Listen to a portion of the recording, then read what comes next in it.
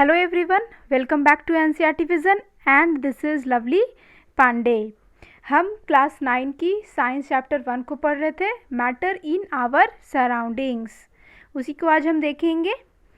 तो जिन बच्चों ने चैनल को अभी तक सब्सक्राइब नहीं किया है, सबसे पहले चैनल को जाके सब्सक्राइब कर लो एंड बेल आइकन दबा लेना एंड जो आपके जो फ्रेंड्स होंगे कनेक्शन में उन्हें शेयर कर दो ताकि वो भी आपके साथ पढ़ सकें। ठीक है, एक्सप्लेनेशन जब मैं कर लूँगी तो आपको पसंद आएगा, तो देखने के बाद समझने के बाद वीडियो पे एक लाइक कर देना। ओके, चलो हम अपने चैप्टर को अब की तरफ पढ़ते हैं। सबसे पहले हम उन टॉपिक के पास चले जाते हैं जहाँ से आज हमें कंटिन्यू करनी है। यहाँ पे देखो, हमें यहाँ से पढ़ना था particles of matter are continuously moving, हमें यहाँ पे पढ़नी थी। यहाँ पे देखिए, ठीक है। उसके पहले तो मैंने बोला लाइक कर दो, शेयर कर दो, सब्सक्राइब कर दो। ओके, यहाँ पे देखो, particles of matter are continuously moving. जो मैटर के जो पार्टिकल्स हैं वो क्या करते हैं, हमेशा वो मूव करते रहते हैं। उसी को हम यहाँ पे एक्टिविटी के थ्रू समझते हैं। यहाँ पे देखो क्या बोला जा रहा है। एक्टिविटी 1.3 क्या कहा गया है इसमें, Put an unlit incense stick in a corner of your class. How close do you have to go near it so as to get its smell? बोल रहा है क्या, एक इंसेंस स्टिक लो, ठीक है, एंड उसमें उसको भी जलाना नहीं है, एंड उसे आप क्या करो अपने क्लास के, तो आप क्लास में तो हो नहीं, आप अपने घर के किसी कॉर्नर में उस स्टिक को रख दो। फिर बोल रहा है कि उसका जो स्मेल है आपको लेने के लिए उसके कितने क्लोज जाना पड़ेगा। ओके, फिर नेक्स्ट क्या बोल रहा है, now light the incense stick. Second case में क्या करना है, हमें इंसेंस स्टिक जो है हमें उसे लाइट अप कर देना है, जला देना है। वॉट हैपन्स, अब क्या होगा, do you get the smell sitting at a distance. क्या आप अगर डिस्टेंस पे बैठे हो तो भी वहाँ पे बैठ के आपको स्मेल मिल रही है। रिकॉर्ड योर ऑब्जर्वेशंस, आप अपने जो ऑब्जर्वेशंस आपको मिले हैं उन्हें आप रिकॉर्ड कीजिए। ओके, तो क्या होगी, अगर जब हम इंसेंस स्टिक को जब लाइट नहीं करेंगे तो उसका स्मेल आने के लिए, हमें लेने के लिए क्या होगा, उसकी बहुत ही क्लोज जाना पड़ेगा। बट अगर हम इस जो सेकेंड वाली जो हमारी केस थी जिसमें हम इंसेंस स्टिक को लाइट अप कर दिए थे, तो उससे अगर हम किसी डिस्टेंस पे भी बैठे हैं तो उसका स्मेल हमें मिल जाएगा। क्यों, क्योंकि जो पार्टिकल्स यहाँ पे देखो हॉट है, तो हॉट तो है नहीं, यहाँ पे कोल्ड है, तो यहाँ पे उन्हें एनर्जी मिलेगी ही नहीं, तो वो ज़्यादा जो डिस्टेंस है कवर नहीं कर पाएंगे। ओके, और यहाँ पे देखो, यहाँ पे जो पार्टिकल्स हैं उनको जब हम हॉट करेंगे तो एनर्जी मिलेगी, तो वो डिस्टेंस को अच्छे खासा डिस्टेंस कवर कर लेंगे। ओके, फिर यहाँ पे आपको बोल रहा है सेकेंड एक्टिविटी हम देखते हैं। यहाँ पे देखो, टेक 2 ग्लासेस, ओके, बीकर या फिल्ड विथ वाटर। आप या तो ग्लास ले लो या तो फिर बीकर ले लो और उसे पानी से आपको क्या करना है, भर देना है। Put a drop of blue और red ink slowly and carefully along the sides of the first beaker and honey in the same way in the second beaker. क्या करना है, हमने बीकर ले लिया, उसके बाद हमें ब्लू या रेड इंक लेना है एंड केयरफुली क्या करना है, फर्स्ट बीकर में डाल देना है। हमारे पास 2 बीकर है, फर्स्ट बीकर है, हमारे पास सेकेंड बीकर है। इसमें हमने इंक डाला है, इसमें हम हनी डालेंगे। ओके, बट यहाँ पे जो हमने लिया हुआ है क्या है, हमारा वाटर है, इसमें दोनों में वाटर है। ठीक है, फिर बोल रहा है कि leave them undisturbed in your house और इन a corner in a class. या तो अगर हाउस है तो हाउस में, क्लास है तो क्लास में, आप उसे कुछ समय के लिए उसी तरह से रहने दो, अनडिस्टर्ब्ड, उसे आपको हिलाना नहीं है। फिर बोल रहा है अपने ऑब्जर्वेशन को आप रिकॉर्ड कीजिए। ओके, हम कर लेंगे। What do you observe immediately after adding the ink drop. जब हमने इंक ड्रॉप को ऐड किया तो हमें क्या ऑब्जर्वेशन मिलेगा। फिर नेक्स्ट बोल रहा है what do you observe immediately after adding a drop of honey. और जब हम जब हनी जब ऐड करेंगे तो क्या हमें ऑब्जर्वेशन मिलेगा।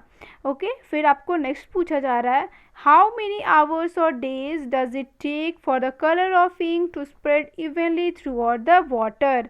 कितने घंटे, कितने समय लगेंगे इंक को इवनली अच्छे से पानी में घुलने में।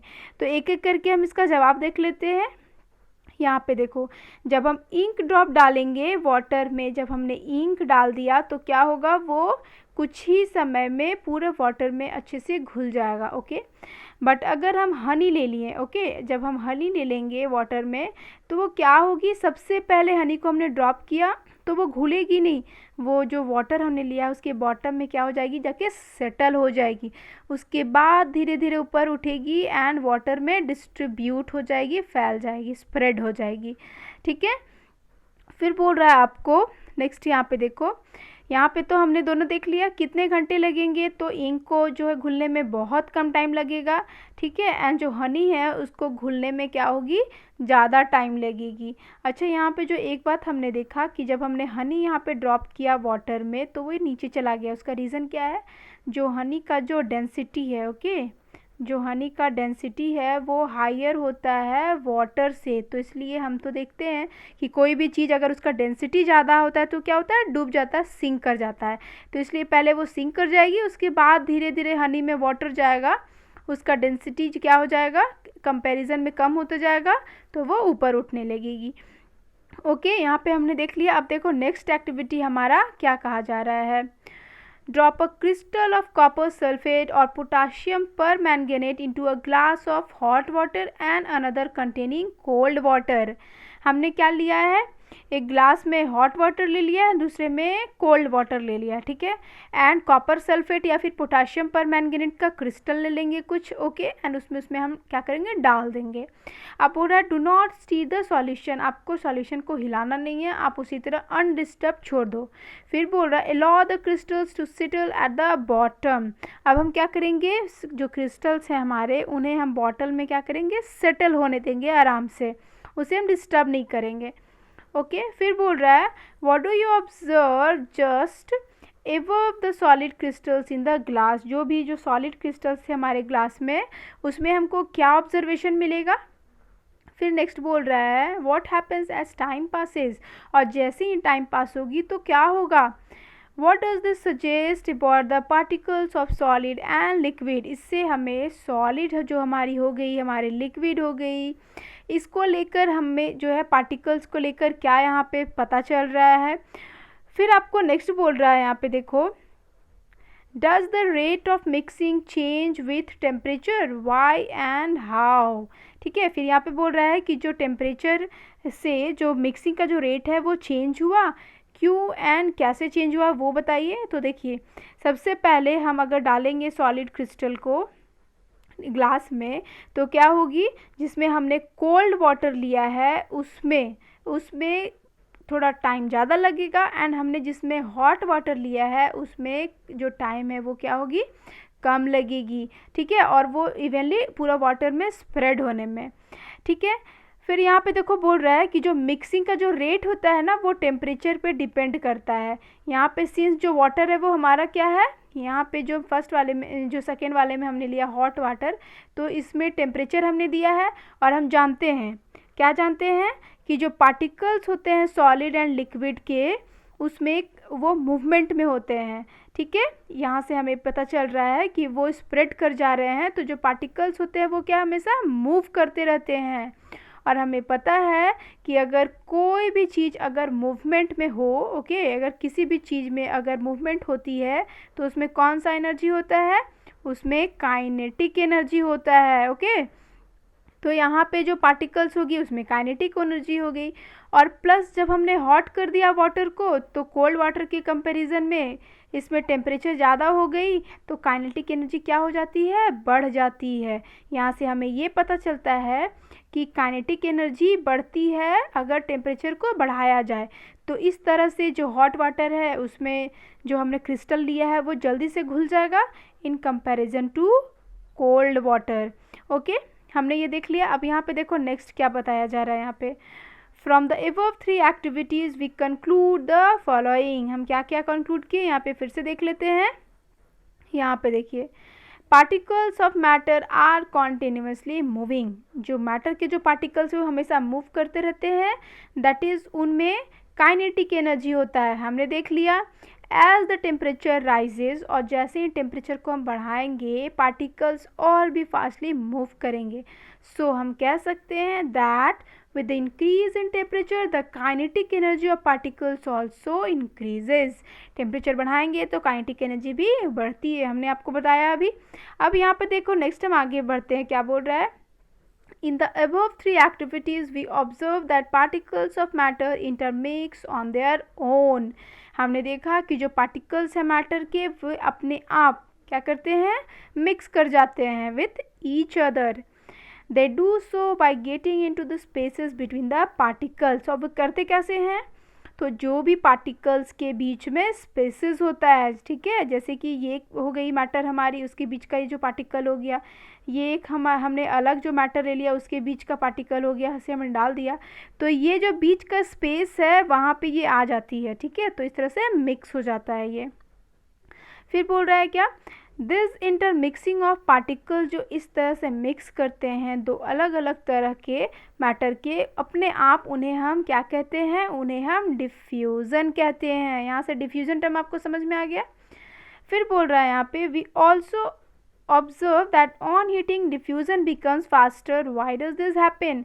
हमने ये भी देखा कि जब हम हीट कर रहे हैं तो डिफ्यूज़न का प्रोसेस और भी फास्टली हो रहा है. क्यों, क्योंकि हमने देखा कि जो काइनेटिक एनर्जी है हीट करने पे क्या हो रही है, बढ़ जा रही है. तो जब एनर्जी बढ़ गई है तो जो चीज़ें हैं वो क्या करेंगी, और भी फास्टली मूव करेंगे. यहाँ से हमने कंप्लीट कर लिया इतना कुछ. यहाँ पे देखो नेक्स्ट हमारा क्या है, particles of matter attract each other. हम ये पढ़ेंगे. यहाँ पे देखो एक्टिविटी के थ्रू हम इसे समझेंगे. सबसे पहले तो ये देखो यहाँ बताया क्या जा रहा है. अट्रैक्ट मतलब क्या बोल रहा है कि अगर अगर हम पार्टिकल ले लेते हैं मैटर का तो इनके बीच में क्या होता है, एक दूसरे को ये अपनी तरफ खींचते हैं, अट्रैक्ट करते हैं, वही यहाँ पे बोल रहा है. इसे हम एक्टिविटी से समझते हैं. एक्टिविटी 1.6 क्या बोल रहा है, इस गेम, यहाँ पे एक गेम है, आपको उसे खेलना है. यहाँ पे देखो बोल रहा है make 4 groups and form human chains as suggested. आप 4 ग्रुप बनाओ एंड ह्यूमन चेन बनाओ. ओके, अब कैसे क्या करना है हम नेक्स्ट पढ़ के समझते हैं.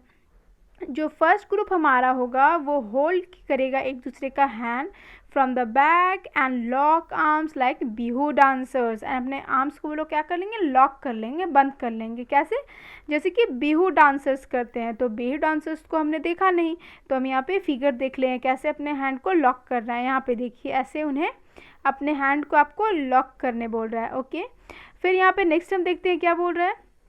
जो सेकेंड ग्रुप होगी हमारी should hold hands to form a human chain. उनको क्या करना है, सिर्फ एक दूसरे का हाथ ही पकड़ना है और एक ह्यूमन चेन बना लेना है. ओके, फिर जो थर्ड ग्रुप होगी हमारी वो चेन बनाएगी by touching each other with only their finger tips. यहाँ पे क्या करनी है, सिर्फ फिंगर टिप से एक दूसरे को वे लोग टच करेंगे, सिर्फ अपना फिंगर टिप लगाएंगे वो लोग. ओके, फिर बोल रहा है क्या, नाउ जो फोर्थ ग्रुप होगी हमारी उसे कहा जाएगा कि आप दौड़ो एंड हमने जो ग्रुप तैयार किया है उसे तोड़ो. ठीक है, उसे ब्रेक करने की कोशिश करो. आप देखो कि आप कितने स्मॉल ग्रुप्स में उसे ब्रेक कर सकते हो, तोड़ सकते हो. ओके, फिर यहाँ पे आपको बोल रहा है which group was the easiest to break and why. कौन से ग्रुप को हम सबसे ईजिली से ब्रेक कर सकते हैं एंड क्यों. तो हमारा जो थर्ड ग्रुप था देखो उसमें हम लोगों ने सिर्फ फिंगर से एक दूसरे को टच किया हुआ था. तो यहाँ पे जो फोर्स हमने लगाया है, जिस फोर्स से हमने एक दूसरे को पकड़ा है वो बहुत ही कम है, तो इसे ईजिली हम ब्रेक कर सकते हैं. ठीक है, अगर हल्का सा भी एक्सटर्नल फोर्स लगा दिए तो. ठीक है, अब यहाँ पे देखो नेक्स्ट आपको क्या बोल रहा है. यहाँ पे देखो if we consider each student as a particle of matter. अगर हम हर एक स्टूडेंट को मैटर का एक पार्टिकल समझ लें, then in which group the particles held each other with the maximum force. तो कौन सा ग्रुप होगा हमारा जिसमें पार्टिकल्स एक दूसरे को मैक्सिमम फोर्स के साथ होल्ड किए रहेंगे, पकड़े रहेंगे. तो कौन होगी हमारी, जो फर्स्ट ग्रुप हमने तैयार किया था, है ना, हैंड को लॉक करके. उसमें देखना जिस फोर्स से हम लोग एक दूसरे को पकड़े वो बहुत ही मजबूत है, बहुत ही ज़्यादा है, तो जिसके कारण उसे उसमें जो ब्रेक करना बहुत ही मतलब उस कंपैरिजन में प्रॉब्लम होगा उसे ब्रेक करना अच्छे से, वो जल्दी वो टूटेगा नहीं. तो उसमें जो हमारी फर्स्ट ग्रुप है उसमें मैक्सिमम फोर्स है हो गई। ठीक है, अब यहाँ पे देखो नेक्स्ट एक्टिविटी क्या बोला जा रहा है। सबसे पहले बोल रहा है आपको एक आयरन नेल लीजिए, a piece of chalk and a rubber band. एक आयरन नेल ले लिया हमने, अ पीस ऑफ चॉक ले लिया एंड अ रबर बैंड। फिर बोल रहा है आप उसे तोड़ने की कोशिश करो हथौड़ा मार के, या तो फिर उसे काटने की कोशिश करो, या तो उसे स्ट्रेच करो, खींचो। ओके फिर आपको बोलता है in which of the above three statements do substances do you think the particles are held together with greater force. जो भी हमने सब्सटेंसेस लिया है उसमें से किस में जो पार्टिकल्स हैं उनमें ग्रेटर फोर्स है। तो हम इसे वन बाय वन देखते हैं। यहाँ पे देखो, अगर हम आयरन नेल लेते हैं और अगर उसमें हम हथौड़ा मारेंगे, या तो उसे हम कट करने की कोशिश करेंगे, या तो फिर हम उससे स्ट्रेच करेंगे, तो उसमें कोई फ़र्क नहीं पड़ने वाला है। अगर हम पीस ऑफ चॉक ले लिए, उसमें हैमर लगा दिए, तो वो जैसे ही लेंगे हैमर लगाएंगे वो टूट जाएगी, ब्रेक कर जाएगी। ओके एंड अगर हमने रबर बैंड ले लिया, ओके रबर बैंड को अगर हम स्ट्रेच करना चाहेंगे तो वो तो फैल जाएगी, लेकिन अगर क्या होगी, फैलेगी पूरा, और अगर कुछ ज़्यादा ही फोर्स लगा दिए तो वो बीच से ब्रेक कर जाएगी, टूट जाएगी कहीं से। ओके तो इस तरह हमने देख लिया कि जो सबसे ज़्यादा अगर किसी सब्सटेंस के पार्टिकल के बीच में फोर्स है तो वो क्या है, हमारी आयरन नेल। आयरन नेल क्या है, रिजिड है, इसके बीच का, इसके पार्टिकल्स के बीच का जो फोर्स ऑफ अट्रैक्शन है वो बहुत ही ज़्यादा है। ठीक है, अब यहाँ पे देखो हम नेक्स्ट पढ़ते हैं, हमें क्या दिखाया जा रहा है। एक्टिविटी 1.8 देखो क्या बोल रहा है। Open a water tap. Okay आप अपने घर में आपका जो कोई नल होगा तो आप उसे क्या करो, ओपन कर दो। ठीक है, हम ओपन कर देते हैं। उसके बाद फिर बोल रहा है, देखो नल हो गई हमारी, try breaking the stream of water with your fingers. आप यहाँ पे अपना फिंगर लगाओ एंड इसके स्ट्रीम ऑफ वाटर को ब्रेक करने की कोशिश करो, रोकने की कोशिश करो। फिर बोला आपको were you able to cut the stream of water, क्या आप जो स्ट्रीम ऑफ वाटर से कट कर पा रहे हो। What could be the reason behind the stream of water remaining together। यहाँ पे जो पानी देखो एक दूसरे के साथ है, तो क्या रीज़न हो सकती है कि ये लोग एक दूसरे के साथ है फ्लो में बह रहे हैं। तो देखो सबसे पहले अगर हम हैंड लगाना चाहें तो उसे कट नहीं कर पाएंगे। सेकेंड क्या है कि जो वाटर मॉलिक्यूल्स हैं, है ना, तो यहाँ पे तो पार्टिकल्स हो गए हैं वाटर के, तो उसके बीच में क्या हो गई, हमारी फोर्स हो गई, फोर्स ऑफ अट्रैक्शन। यहाँ पे फोर्स है वाटर के पार्टिकल्स के बीच में, जिसके कारण एक दूसरे को लोग क्या किए हुए हैं, अट्रैक्ट किए हुए हैं। ओके तो इसे हम फोर्स ऑफ अट्रैक्शन कहते हैं। एंड यही है जो वाटर के स्ट्रीम को फ्लो करने में हेल्प कर रही है। ओके अब यहाँ पे देखो एबव थ्री एक्टिविटीज़ का एक बेसिक सा यहाँ पे जो है कंप्लीट एनालिसिस दे दिया है। The above three activities 1.6, 7 and 1.8 suggest करती है हमें that particles of matter have force acting between them. Okay, this force keeps the particles together। यही force है जो particles को एक दूसरे के साथ together रखती है। एंड जो स्ट्रेंथ ऑफ ये फोर्स का ऑफ अट्रैक्शन क्या करती है, वैरी करती है, डिफर करती है from one kind of matter to another. One kind of matter ले लो, दूसरे काइंड ऑफ मैटर ले लो, तो उसमें जो फोर्स ऑफ अट्रैक्शन है वो डिफर करेगी। जैसे कि हम यहाँ पे स्टेट्स ऑफ मैटर पढ़ने वाले हैं, ठीक है, नेक्स्ट हम पढ़ेंगे, तो उसमें देखेंगे कि अगर हम किसी मैटर को सॉलिड में ले लें, या तो लिक्विड में ले लें, या तो गैस में ले लें, तो जो फोर्स ऑफ अट्रैक्शन है हमारी वो क्या करेगी, फोर्स ऑफ अट्रैक्शन हमारी डिफर करेगी। ओके अब यहाँ पे देखो हम एक यहाँ पे जो इंटेक्स क्वेश्चन है उसे देख लेते हैं। Which of the following are matter, यहाँ पे कौन है मैटर हमें पहचानना है। ठीक है, चेयर हमें दिया हुआ है, air, love, smell, hate, almond, फिर क्या दिया हुआ है, थॉट दिया हुआ है, cold, cold drink, smell of perfume. Okay तो इसमें मैटर क्या हो जाएगी, हमारी चेयर हो जाएगा हमारा। क्यों, क्योंकि हमने पढ़ा था मैटर क्या होता है, एनीथिंग दैट हैज़ मास, ठीक है, एंड ऑक्यूपाइज स्पेस, वही मैटर होता है। तो यहाँ पे आप देख लो क्या क्या होगा, चेयर होगा हमारा, ठीक है, फिर एयर होगा हमारा, फिर हमारा आलमंड होगा हमारा, कोल्ड ड्रिंक्स होगा, एंड स्मेल ऑफ परफ्यूम होगा हमारा। ठीक है, यहाँ पे देखो हम पढ़ेंगे एयर और जो परफ्यूम का स्मेल, ये सब चीज़ गैसियस स्टेट में आ जाएगी। अभी तो आपको गैसियस स्टेट में पढ़ाऊंगी आगे, ये सब जो है गैसियस स्टेट में आ जाएंगे। यहाँ पे देखो, यहाँ पे आपको बोल रहा है give reason for the following observation, कुछ दिया हुआ है, आपको इसका रीज़न बताना है। The smell of hot sizzling food reaches you several metres away, but to get the smell from cold food you have to go close. अगर आप कोई गर्म खाना ले लो तो उसका जो स्मेल है आपको लेने के लिए बहुत ही, अगर गर्म ले लो तो अगर आप दूर भी खड़े हो तो आपको आराम से उसका स्मेल मिल जाएगा, लेकिन अगर कोल्ड फूड ले लो तो उसका स्मेल लेने के लिए आपको बहुत ही उसके क्लोज आना पड़ेगा। तो ऐसा क्यों है? क्योंकि देखो, अगर जो हॉट फूड हमने लिया तो इसका जो स्मेल का जो पार्टिकल्स है वो क्या करेगा, उसमें काइनेटिक एनर्जी ज़्यादा होगा। क्यों?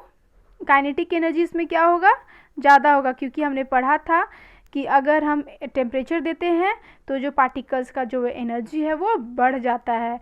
तो काइनेटिक एनर्जी है तो वो मूवमेंट भी बहुत दूर दूर तक कर सकता है, वाइडर एरिया में कर सकता है अपना मूवमेंट। तो इसलिए हमें यहाँ बैठ के भी, दूर भी बैठे आराम से मिल जाएगा उसका स्मेल। वहीं अगर हम कोल्ड खाने की ले ले तो इसमें हमने तो टेम्परेचर दिया ही नहीं, तो क्या होगा, यहाँ का जो स्मेल है वो कुछ ज़्यादा डिस्टेंस कवर नहीं कर पाएगा। तो इसका स्मेल लेने के लिए हमें उसके क्लोज जाना पड़ेगा। अब नेक्स्ट यहाँ पे देखो बोल रहा है, यहाँ पे देखो a diver is able to cut through water in a swimming pool, which property of matter does these observation show. एक डाइवर अगर स्विम कर रहा है वाटर में तो वो आराम से पास कर जाएगा। तो यहाँ पे हमने मैटर का कौन सा प्रॉपर्टी पता चल रहा है, ठीक है।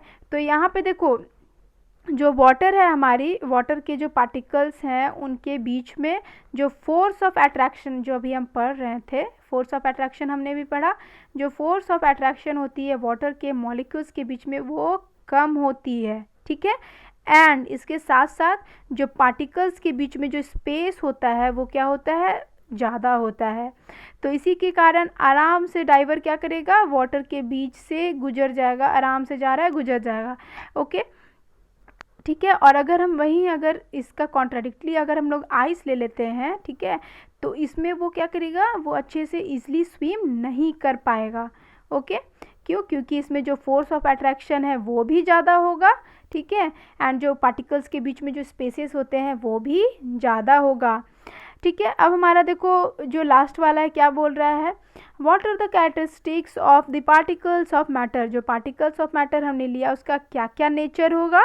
तो देखो, सबसे पहले हमने क्या पढ़ा था कि इवन इस एक स्मॉल क्रिस्टल का हमने एग्जांपल लिया था ना, पोटाशियम पर मैंगनीट का, डिटॉल का हमने लिया था शुरू की एक्टिविटीज़ में। तो उसमें हमने क्या देखा था कि जो छोटा सा क्रिस्टल होता है उसमें भी पार्टिकल्स बहुत था। तो जो मैटर है उसके जो पार्टिकल्स है उसमें बहुत ही ज़्यादा होते हैं कि स्मॉल क्रिस्टल हम अगर ले लें तो। सेकेंड हम लोग क्या देखे थे, यहाँ पे देखो जो मैटर के जो पार्टिकल्स होते हैं वो क्या करते हैं, कॉन्टिन्यूसली मूव करते रहते हैं, ठीक है। थर्ड हमने क्या देखा, यहाँ पे देखो अभी हम पढ़ के आ रहे हैं कि जो पार्टिकल्स जो होते हैं मैटर के उसमें क्या होता है, फोर्स ऑफ अट्रैक्शन, ठीक है, फोर्स ऑफ अट्रैक्शन होती है। और यही जो फोर्स ऑफ अट्रैक्शन है वो पार्टिकल्स को क्या करती है, एक दूसरे के साथ बाइंड किए रहती है, ठीक है। फोर्स ऑफ अट्रैक्शन हो गई हमारी।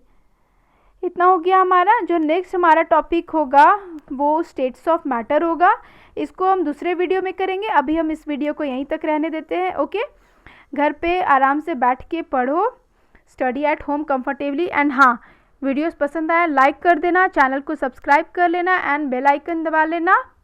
हम लोग नेक्स्ट कल पढ़ेंगे, तब तक के लिए take care and bye bye.